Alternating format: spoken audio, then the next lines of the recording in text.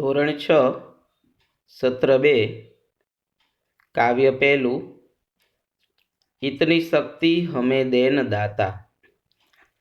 इस काव्य को हमने पहले वीडियो में इसके अर्थ को समझे और कवि इस काव्य में क्या कहना चाहते हैं इसकी जानकारी हमने प्राप्त की। उसका सारांश हम देखते हैं कि कवि ईश्वर को दाता कहते हैं और कहते हैं कि इतनी शक्ति हमें देन दाता, मन का विश्वास कमज़ोर होना, हम नेक रास्ते पर चल सके, हमसे कोई भूल न हो, हमारे अंदर जो अज्ञान है वह दूर हो, हम किसी से बुराई न करें, हमें भली जिंदगी दे, किसी से बदला लेने की भावना हमारे मन में न हो और हम फूल खुशियों के बाटे सभी को और सबका जीवन भी बन जाए मधुबन, यानी कि सब मिलजुल कर एक साथ रहे और सब अपनी अपनी प्रगति करे, ऐसी बात यहाँ इस प्रार्थना काव्य में हमें समझाई है। आप सब छात्रों को अपनी कॉपी में, अपनी नोट में इस काव्य को लिखना है और इसके शब्दार्थ को भी लिखना है, जो आपको लिख लिए होंगे। अगर आपने नहीं लिखे हैं तो ये काव्य और शब्दार्थ आप लिख लीजिएगा। अब हम यहाँ अभ्यास का जो प्रश्न पहला है उसके बारे में चर्चा करते हैं। अभ्यास का जो प्रश्न पहला है उसमें कवि यहाँ प्रश्न दिया गया है कि मन का विश्वास कमजोर होना ऐसा कवि क्यों कहते हैं।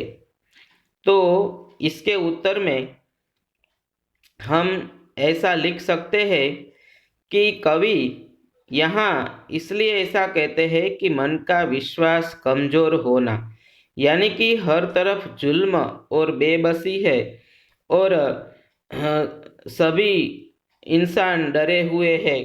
तो कवि ईश्वर से ऐसी प्रार्थना करते हैं कि तुम अपनी शक्ति का परिचय दो, जिसके ताकि हम तुम्हारे प्रति, जो ईश्वर के प्रति हमारा जो विश्वास है वह कमज़ोर न हो, कि ईश्वर हमें ज़रूर मदद करेंगे, इंसाफ देंगे, ऐसी जो बात है यह यहाँ इस काव्य में हमारे सामने आती है। तो इसलिए यहाँ कहा गया है कि मन का विश्वास कमज़ोर होना, यानी कि ईश्वर के प्रति जो हमारा जो विश्वास है वो कमज़ोर न हो, इसलिए ईश्वर ये धरती पर जो सितम और बेबसी है उसका नाश करके सभी लोग आनंद से रह सके, ऐसी बात यहाँ इस काव्य में समझाई है। दूसरा जो प्रश्न है कि धरती पर हर तरफ क्या है, क्यों है। तो इसके उत्तर में हम ऐसा लिख सकते हैं कि हर धरती पर हर तरफ जुल्म और बेबसी है। क्यों है? क्योंकि हर सहमा सा हर आदमी है और सब इंसान डरे हुए हैं और सभी पृथ्वी पर, धरती पर पाप बढ़ गया है, इसलिए धरती पर जुल्म और बेबसी छाई हुई है। तीसरा जो प्रश्न है, हम जगत में क्या अर्पण करना चाहते हैं, क्यों। इसके उत्तर में हम ऐसा लिख सकते हैं कि हम जगत में खुशियों के फूल बांटना चाहते हैं, शांति बांटना चाहते हैं, क्योंकि उससे ही हमारा विकास होगा और शांति और सफलता से ही हम आगे बढ़ सकते हैं। समाज के हर कोने में, समाज के हर नागरिक में अगर शांति होगी, सभी मिलजुल कर रहेंगे, तभी हम प्रगति कर सकेंगे। इसलिए हम सभी को शांति बांटना चाहते हैं। पांचवा जो प्रश्न है, सबका जीवन भी बन जाए मधुबन का भावार्थ क्या है। तो सबका जीवन भी बन जाए मधुबन, मधुबन यानी कि बाग, बगीचा। तो सबका जीवन बगीचे जैसा कब बनेगा, कि जब समाज में शांति होगी, सब लोग मिलजुल कर एकजुट होकर रहते होंगे, तभी सबका जीवन मधुबन के फूलों की तरह हंसता खिलता रहेगा। तो इसलिए यहाँ इस पंक्ति का भावार्थ ऐसा है कि सबका जीवन भी बन जाए मधुबन, यानी कि समाज में अगर शांति होगी तभी सब प्रगति कर सकेंगे और सबका जीवन मधुबन बनेगा। तो इस प्रकार से यहाँ हमने अभ्यास का जो पहला प्रश्न है उसके 5 प्रश्नों के उत्तर देखे। आप काव्य के आधार पर इस प्रश्नों के उत्तर अपनी ओर से भी लिख सकते हैं। दूसरा जो प्रश्न है, नीचे दिए गए खाली स्थानों के में उचित शब्द भरते हुए वाक्यों को पूरा कीजिए। तो उसमें क्योंकि, ताकि, और कि, लेकिन, फिर भी, या ऐसे शब्द दिए गए हैं कौंस में। उसमें से आपको एक खाली जगह भरनी है। पहली खाली जगह है, राधा पढ़ने में तेज है लेकिन खेलने में नहीं। तो खाली जगह में आएगा लेकिन। दूसरी खाली जगह है, रोहित बहुत तेज भागा तो उसमें आएगा क्योंकि वह गाड़ी पकड़ना चाहता था। तो दूसरी खाली जगह में आएगा क्योंकि। तीसरी खाली जगह है, सुरेश को बुखार था फिर भी वह स्कूल आया। तो खाली जगह में आएगा फिर भी। चौथी है, मैं समझता हूँ कि वह क्या कहना चाहते हैं। तो खाली जगह में आएगा कि। पांचवी खाली जगह है, आप चाय पसंद करेंगे या कॉफी। तो या। मैंने सुबह ही पढ़ाई कर ली ताकि शाम को खेल सकूं। अध्यापक रुक गए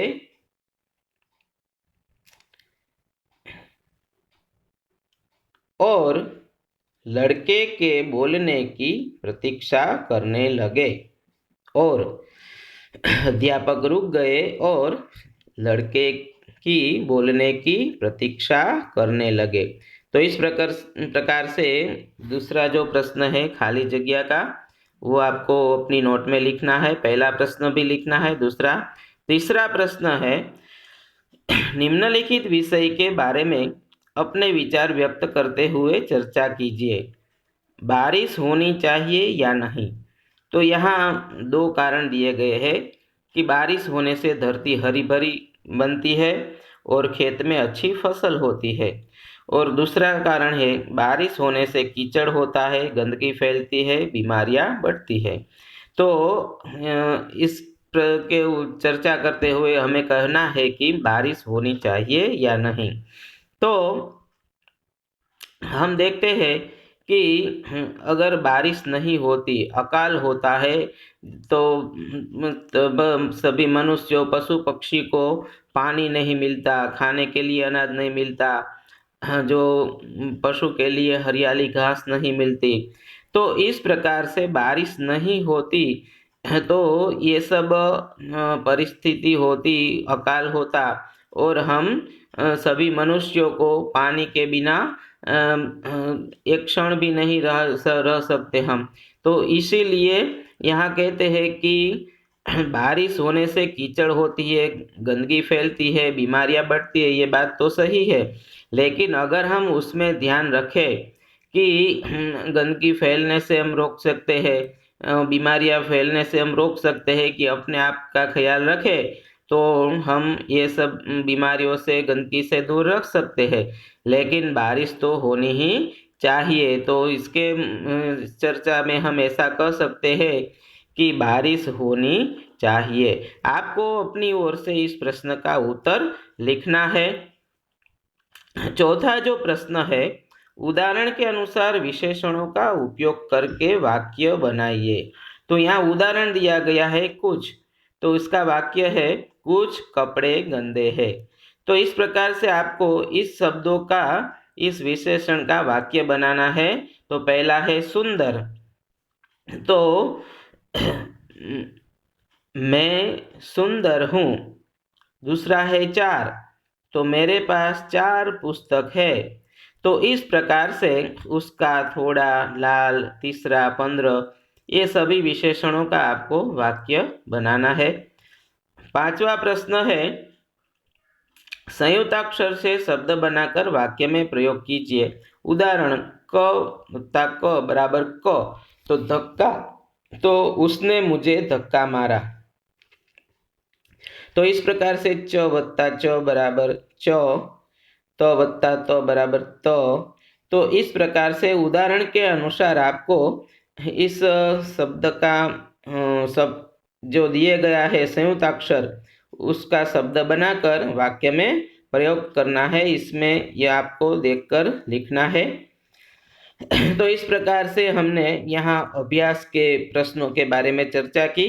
अब स्वाध्याय का जो पहला प्रश्न है, हमें कैसे रास्ते पर चलना चाहिए, क्यों? तो इसके उत्तर में हम ऐसा उत्तर लिख सकते हैं कि हमें नेक रास्ते पर चलना चाहिए, क्योंकि नेक रास्ते पर चलने से ही हमारा जीवन सुंदर बनेगा। दूसरा प्रश्न है, आने वाला कल कैसा होगा? तो इसके उत्तर में हम लिख सकते हैं कि आने वाला कल बीते हुए कल से अच्छा होगा। तीसरा प्रश्न है, हम ईश्वर से कैसी जिंदगी की कामना करते हैं? तो इसका उत्तर है, हम ईश्वर से भली जिंदगी की कामना करते हैं। चौथा प्रश्न, हमारे मन में कैसी भावना नहीं होनी चाहिए? तो इसके उत्तर में हम लिख सकते हैं कि हमारे मन में किसी से बदला लेने की भावना नहीं होनी चाहिए। पांचवा प्रश्न है, हमें किसके बारे में सोचना चाहिए? तो इसके उत्तर में हम लिख सकते हैं कि हमें दूसरों के बारे में सोचना चाहिए। छठा प्रश्न है, हमारा मन पावन कैसे बनेगा? तो इसके उत्तर में हम लिख सकते हैं कि ईश्वर की करुणा के जल से हमारा मन पावन बनेगा।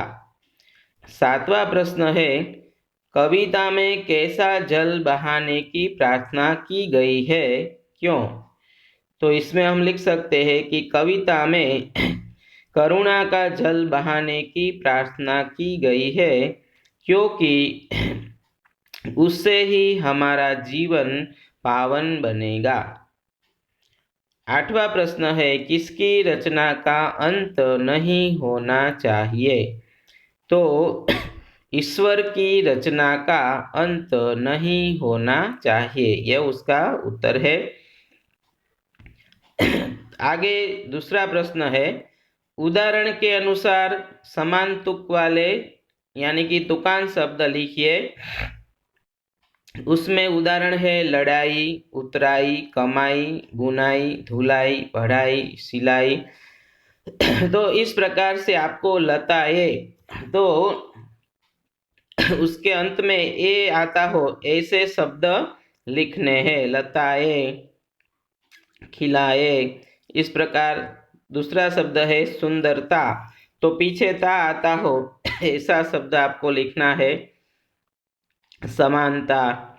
तीसरा है ग्वालिन, तो लीन आता हो, ग्वालिन, मालिन। चौथा है लिखावट, तो अकुलाहट, कड़वाहट। सुनकर, तो कर शब्द आना चाहिए, तो सुनकर, बुनकर, लिखकर। छठा है चिड़िया, तो या शब्द आना चाहिए, सहेलियां, लड़कियां। तो इस प्रकार से आपको ये प्रश्न लिखना है। आगे तीसरा प्रश्न है, नीचे दिए गए चित्र को देखकर चित्र का वर्णन अपने शब्दों में कीजिए। तो इस चित्र में आपको क्या क्या दिखाई देता है वह आपको अपनी नोट में इसके वाक्य लिखने हैं कि भाई लड़का पतंग उड़ा रहा है, एक लड़की और एक स्त्री और एक लड़का आइसक्रीम खा रहा है, एक गुब्बारे वाला गुब्बारे बेच रहा है, एक लड़का नदी में स्नान कर रहा है। तो इस प्रकार से जो आपको चित्र में दिखाई देता है वह आपको अपनी नोट में लिखना है। चौथा प्रश्न है, परिच्छेद का मातृभाषा में अनुवाद, यानी कि इस पैराग्राफ का आपको गुजराती करना है। एक चिड़िया पेड़ पर रहती थी, एक चकली झाड़ ऊपर रहती હતી, उसका घोंसला पेड़ पर था, घोंसला એટલે માળો, તેનો માળો ઝાડ ઉપર હતો, घोंसले में उसके 3 बच्चे थे, माળામાં तेना 3 बच्चा હતા, वह अपने बच्चों के साथ रहती थी, ते तेना बच्चा साथे रहती હતી। एक दिन एक शिकारी वहाँ आया, एक वक्त एक शिकारी ત્યાં આવ્યો, वह चिड़िया को मारना चाहता था, ते चकली ने मारवा इच्छतो હતો। चिड़िया ने बच्चों को घोंसले से सिर नीचा कर बैठने को कहा। चकलीए तेना बच्चा ने माड़ा में माथू नीचे राखीने बेसवा कह्यु। वह खुद वहाँ से उड़ गई और पत्तों में छिप कर बैठ गई कि ते त्यांथी उड़ी अने પાંદડાની अंदर छुपाई गई। शिकारी चिड़िया को न देखकर वहाँ से चला गया कि शिकारीए चकलीने त्यां न जोई एटले त्यांथी चाल्यो गयो। आवी रीते तमारे आ पेरेग्राफ पहला हिंदी में लखवानो अने पछी एनु भाषांतर एटले के गुजराती लखवानुं। तो इस प्रकार से ये चौथा प्रश्न था। पांचवा प्रश्न है, काव्य पंक्तियों का भावार्थ लिखिए। वैर होना किसी का किसी से, भावना मन में बदले की होना। इसका अर्थ लिखना है कि हमारे मन में किसी के प्रति बदले की भावना न हो, ऐसी बात यहाँ कवि हमें समझाते हैं। दूसरा है, अपनी करुणा का जल तू बहा के कर दे पावन हर एक मन का कोना। तो इसमें कवि कहते हैं ईश्वर को कि अपनी करुणा के जल बहाकर तू हर एक मन का कोना पावन कर दे, हर एक मनुष्य को पावन कर दे। तो इस प्रकार से यहाँ इस पंक्ति का भावार्थ ऐसा है। आप इन सभी प्रश्नों का उत्तर काव्य के आधार पर अपनी ओर से लिख सकते हैं। तो यहाँ हमने इस जो पहला काव्य है, इतनी शक्ति हमें देन दाता, इसका अभ्यास और स्वाध्याय के प्रश्नों की चर्चा की। इन सभी अभ्यास और स्वाध्याय के प्रश्नों को आपको अपनी नोट में, अपनी कॉपी में इसके प्रश्न और इन सभी प्रश्नों और सभी के उत्तर आपको लिखने हैं।